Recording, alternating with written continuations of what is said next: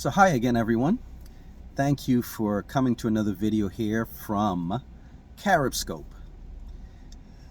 And today I want to talk about something that's in the news for some people. Well, for most of us over here in this side of the world, there is no big concern for us.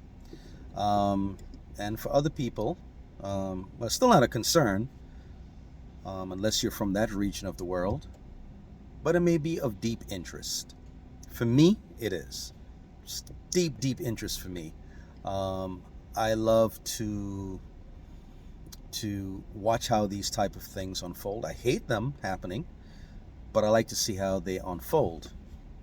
And right now, that issue is the conflict in the African country of Niger. And I would not even say just in the African country of Niger, but that entire region of upper middle Africa known as the Sahel, which is an area that straddles the southern portion of the Sahara Desert, and it stretches all the way from the west coast of Africa in Mauritania all the way across to the east coast in Sudan. And of course there's a little bit more of an extension of that. But I have been following this with great interest. I've been watching a lot of videos, reading up on the news, trying to get information from both sides, and so on. But the bottom line is, there are a lot of moving parts involved here. But the biggest thing that a lot of people are getting out of it, especially black folks, especially people from Africa and the black diaspora, is that Niger, along with a few other of its neighbors, are basically given the boot to France. Because after France gave them their independence to where they can become sovereign nations, France gave them up, but really did not give them up. Still maintained a very strong presence in the area. Still made sure that they influenced things that happen in the area, and by extension continued to exploit those areas and extract resources from them.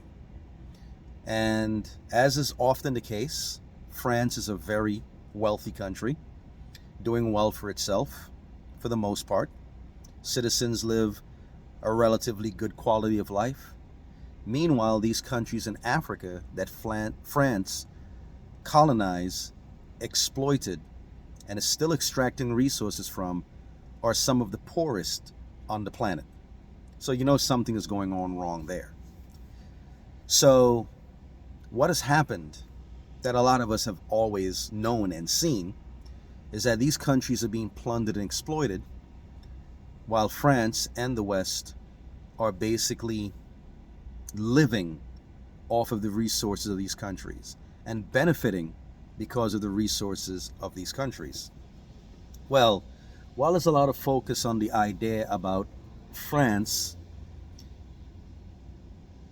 and the United States and the West, and while all that's going on, and that is true, I happen to notice something else that I have not seen a video on at all. But stick with me to consider what I am going to talk about here. Now, when I was in high school ages ago, I learned about three great empires in Western Africa. The Ghana Empire, which came first, that was more or less absorbed and expanded on by the Mali Empire. And that empire then was absorbed and expanded on by the Songhai Empire. That last empire, I want you to keep in your mind, okay? Now, the reason why I'm bringing up this video, it's because I am seeing somewhat a possibility for a repeat of history, and it is not a good repeat. So, at this point, things can go sideways, because when there are conflicts, you may go in thinking it's going to go this way, and it can just go sideways and go in a whole bunch of other directions and create all sorts of other problems. Because I'm the type of person, you've seen it in another video I made, I use a term that history tends to beget more history. And the reason why history can beget more history is because, as you know, those who don't know the history, those who don't observe old history, are going to turn around and most likely repeat that history. Okay? So that's the reason why I'm doing this video, but stick with me as I mention about the Songhai Empire. Now, the transatlantic slave trade preceded the Songhai Empire. Okay? I think it did. If it didn't, it was around the same time, or, you know, somewhere in the same vicinity. But it went on before the height of the empire. The Songhai Empire crashed and burned around 1591, if I remember my year correctly. And the interesting thing about it is that when you think of empires, they don't just spring up. Usually it may start as a skirmish between one group of people and another group. And usually if one group wins out and dominates, sometimes the leader of that group may get a little ambitious. It's like, okay, we just defeated these people. Why don't we go a little further and defeat another group of people? Army grows, you gain wealth because now you just basically defeated another group of people. You may have defeated them at where they have valuable farmland, or they have a lot of cows, or they have a lot of resources. You can take that resource and enrich yourself. You may go ahead and defeat their army and incorporate their army, their defeated soldiers, and put them into your army, and you just keep expanding out, until before you know it, you have an empire. You think of the Grecian Empire with Alexander the Great. You think of the Persian Empire with Cyrus the Great. You think of the Babylonian kingdom with Nebuchadnezzar. You think about you think about Genghis Khan in the Mongolian Empire. You can think of all the different empires. How do they grow? They grow by going into war with other places and more or less expanding through conquests. So you conquer other people, you keep going, and you spread out. Well, the Songhai Empire was no different. Of course, yes, it absorbed other people, and then it absorbed another empire. And in doing so, it just built upon that, and of course it conquered its own set of people, and it just kept spreading out until it became the largest empire that West Africa ever had. Now, keep in mind that as they spread and as they grew, they had to conquer different people, different tribes, different ethnic groups along the way. Now, you must know that when you do that, and you come into some people's regions, come into their lands, there is going to be some animosity towards the conquerors, right? So here you have this empire, and it's held together by a central power. In those days, it would have been Goa. Yeah, Goa, G-O-A, which was the capital of the Songhai Empire, and Timbuktu, just a little further north, I believe, or northeast, would have been like their cultural center, okay? And we all know about Timbuktu, or we should know about Timbuktu, one of the greatest cities in the world at that time, basically was way ahead and more advanced than cities in Europe. So you have this central power holding this large empire together. Different tribes, different groups of people that you've conquered, that you've subjugated. So, in 1591, of course, the empire would, once you have that, you always have groups of people plotting. All these great empires always had, you will hear like a king had to go and put down an uprising in some area of the kingdom. Because when you conquer people, there are always going to be people in your empire, in the conquered people, who are going to always agitate for their freedom, right? Think about the Romans, the Roman Empire. You had the province of Judea, what we call Israel today. Think about what happened over there, agitating for war. They went into a war, a huge war with Rome. So you always have this going on. So what happened at this point now is that there was always infighting and back and forths and overthrowing and so forth in the empire. So even though the empire looked great and magnificent, there was always internal fightings going on. Well, to the north, there was a kingdom up there. And you don't normally think of it too much because we're talking about, the southern part of the Sahara Desert. But above the Sahara Desert, you had a kingdom up there known as Morocco. Morocco, of course, is on the extreme northwestern end of the African continent. So their interaction had been more with Europe above them, which is like places like Iberia, Spain and Portugal, the Mediterranean, and the rest of the Arab world across northern Africa all the way over into southwestern Asia. So their interaction were more with those people, those cultures, more so than sub-Saharan Africa. But the Songhai Empire being where it was, news had always come out of that area that it was rich in gold. So Morocco, which pretty much is on northern side of Africa, where its eyes were always pretty much focused on the Mediterranean, maybe to the right, to their right, going across the northern part of Africa. Now all of a sudden, word is coming to them about the sub-Saharan Africa, below the Sahara, that there's gold down there. But there's one big problem. The Sahara Desert, which had always been a barrier from north to south. But at this time, they decided to make the trek, and they were like, we're going to go down to this place, and we're going to try to get our hands on some of that gold down there. So they send an army down to face this mighty Songhai Empire. Now, at the time, keep this in mind, the transatlantic slave trade is already going on.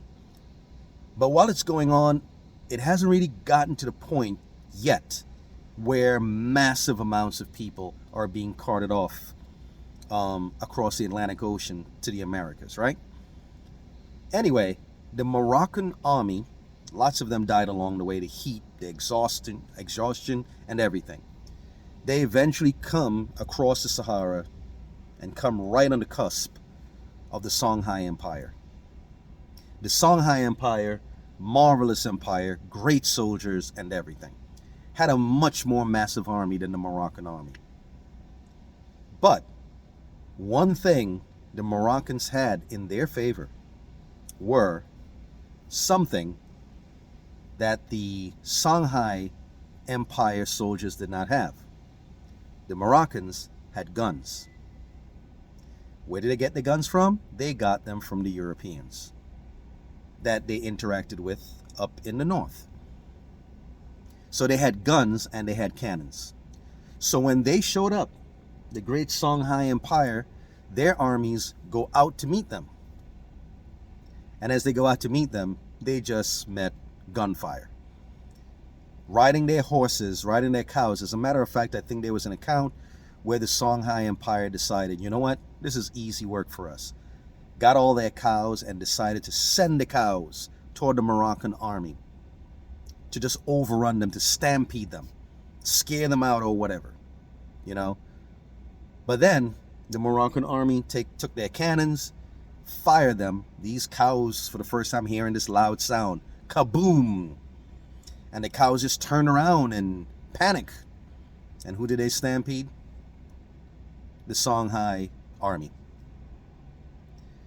Eventually, the Moroccans dealt that death blow to the Songhai Empire.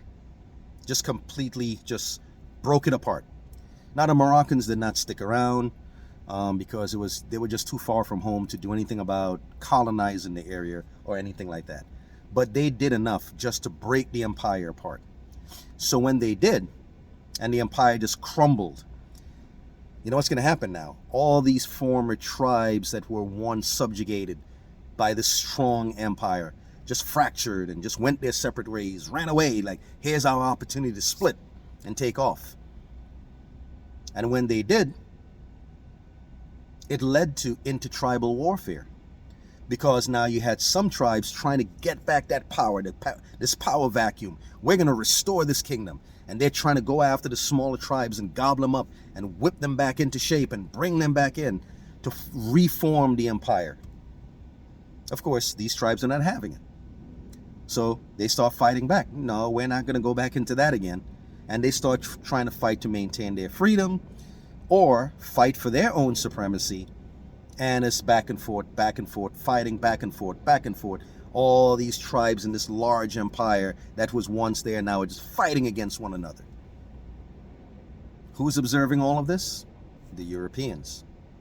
They're along the coastline engaging in the slave trade, watching the developments, seeing how things are going. And now they start to realize that these various kingdoms, these various tribes, everybody's trying to get an upper hand on another tribe. So the Europeans, like they did with the Moroccans, were like, hey, we can help you guys out, you know? Just have an agreement with you. Look, we can give you these guns to go ahead and defeat your enemy. They don't have guns, do they? We can give them to you. We can give you cannons. We can give you guns. We can give you horses. And by the way, we have this thing going on called the slave trade, and we're getting things like alcohol from our Caribbean colonies. We have fine clothing that we get from India and different places. We could trade these to you. All we would like you to do, which see all that fighting that's going on in the interior there? Why don't you go ahead and just bring us those war captives that you have? We'll take them off your hands. So guess what? If you have a bunch of enemies over there and we grab them, put them in chains and take them off of your hands, you don't have to worry about vengeance, do you? You don't have to worry about groups coming back to you for revenge. So we can take them off of your hands. You give them to us. We give you guns. You go in. You defeat your enemies. You have the upper hand. And we'll just keep this cycle going. We'll provide you goods and guns and weaponry and so forth. You bring us the war captives. We give you guns. We give you goods. You bring us the war captives. And let's keep this circle going. So now you have this massive empire that is fragmented. And now you have all this infighting with all these African tribes in the area. Everyone trying to get an upper hand. And now you want to go into business with the Europeans who are providing you goods, who are providing you things that you like, who are liquoring you up with liquor, who have weapons that you can now take to go ahead now and defeat your enemies and stand superior over them. Match made in heaven. And all of a sudden the transatlantic slave trade goes into high gear. Like it's gone on steroids now, because now there's a steady stream of war captives coming in. Bring them to the coastline. We'll shackle them, put them on ships, take them off your hands. You'll never see them again. So what I'm basically saying is that the Europeans looked at all the infighting, the division, looked at all of that, exploited it for their benefit. And it just gave fuel to the transatlantic slave trade. And we know the rest is history. Fast forward it now, 430 years later? Roughly? We have a somewhat similar situation going on. The Europeans are there. America is there. And they're basically extracting that wealth. And now that places like Niger and Mali and Burkina Faso and Guinea have pretty much declared that they want to have nothing to do with the West anymore. I shouldn't say they don't want to have nothing to do with them. They're basically saying, listen, if you're going to work with us, you've got to come fair. We've got to come to the table and work this out where our people are also benefiting. It's not just going to be a one-sided deal here. And they're more or less saying, and we hope that what they're saying, we're going to get rid of corrupt leaders who are taking money onto the table while their people suffer and while they're selling off all the resources. According to the leader of Burkina Faso, he doesn't want to go that route, and I'm just hoping it stays that way. Where it's like, no, if you're gonna work with us, you have to work with us, and it has to be fair trade agreements, not one-sided deals. So now that Niger has basically risen up in somewhat rebellion to France, there's all this talk, all the videos you see on the news, War is coming. But in West Africa, what the French are doing, and other European powers, I'm sure, in the Americas, what they're doing in the background is they don't necessarily want to go in and engage directly. So what they're trying to do, they're trying to get other African nations in the region who are friendly to France and the European powers, or the West, I should say. They're looking to use them as foot soldiers to go in and deal with these uppity nations that are saying, we don't want to have anything to do with the West anymore. So France is hoping, listen, let's get these other African nations, which make up a group of countries, and they're called Ecowas. Places like Nigeria and so on. And they're saying to them, listen, hey, go ahead, go deal with your brothers on the corner up there. Go deal with your brothers up there in Niger, in Mali. We want you to do our dirty work. Can you go ahead and do that for us, please? We'll stay back here and we'll butter your bread if you just go up there and just, whip them back into place. So now you have France and whoever else are behind the scenes, more or less going to groups of Africans or from other African countries and saying, go do our dirty work and go fight against each other. Because if you do that, you can again exploit the situation. And we're back to 1591, aren't we? So now, looking at the history of what happened back then, how that infighting was used to exploit Africans, to exploit Africa, a similar thing seems to be developing. France and the United States, hey, Ecowas, hey, you our African friends, go over there and fight against these guys up here, these uppity people up here in Mali and Guinea and Niger, and they want to do their own thing. Go ahead and fight them and bring them back to the fold. Bring them back so that we can continue doing what we've always done, so business can continue as usual. So ECOWAS, they're making their threats. Well, if you don't this and if you don't that, we're going to come in and we're going to this and we're going to that. Something was supposed to happen back on August 6th. Didn't quite materialize, but that does not mean the threat has gone away. So I cannot speak for these countries that are a part of ECOWAS. But if they knew their history, they would be able to look around and realize, no, we're not going to fall for that okie dokie again.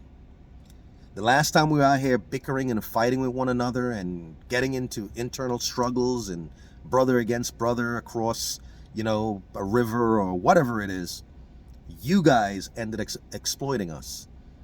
And before you know it, 13 million of our people are carted off the continent and taken across the Atlantic Ocean to never be seen again. I would think that ECOWAS would see this and see what it is, but I realize they're in a tough position. And I shouldn't say a tough position, because these guys are getting their breads buttered. And they're like, you know what? Hey, the French, they're greasing my palms here, I don't know if I want to go against them, against Niger. What are they going to do for me? Where are the billions they're going to give to me? The French, the Americans, can come and grease my palms right away. Think I want this money. Think I want what they're giving to me. If I go and put my neck on the line for Niger, I may lose their support. I may lose that money. So that's the position they might find themselves in right now. So integrity is at stake also. So this is more or less what I wanted to talk about. So you can look more into it if you want to, but those are the parallels that I'm making right now, the comparisons. So right now, Northwestern Africa, the Sahel, or, more Northwest Africa right now, they're at that turning point. What are they going to do? What is ECOWAS going to do? Are they going to sit there and let the West manipulate them to go fight against their brothers? And then when all hell breaks loose, they just come in and exploit the situation? Or is ECOWAS going to say, no, we're not going to do that. We are not going to do that. We're going to stand with our brothers here in Africa. We don't care what you decide you want to do or whatever. We're going to frustrate your plans. And we're not going to go after our brothers. And stand with them and say, well, okay, if you're going to come in here to attack one, you're attacking all of us. And we're going to stand up. And there's a whole lot of talk about Africa uniting, and I've mentioned it before. I don't believe that will ever happen. And that's for a whole other story, because when people talk about Africa, still think that people think that Africa is a country. Could you just imagine Morocco and Lesotho being on the same page? I mean, they're two entirely different, even though they share the same continent. That's like asking Yemen and Mongolia to join in some league or whatever it is, you know, just because they're on the same continent. It's just not going to happen. But it does not mean that it cannot bring about a unity in the sense of camaraderie. Or at least you could have a certain region of Africa, West Africa, where the people are more familiar with one another. There could be a regional unity there. And this could bring that about. And I think there'll be enough people in the world who'll be sympathetic to their situation. I think there are even French people who would look and say, yeah, that's what my country's been doing.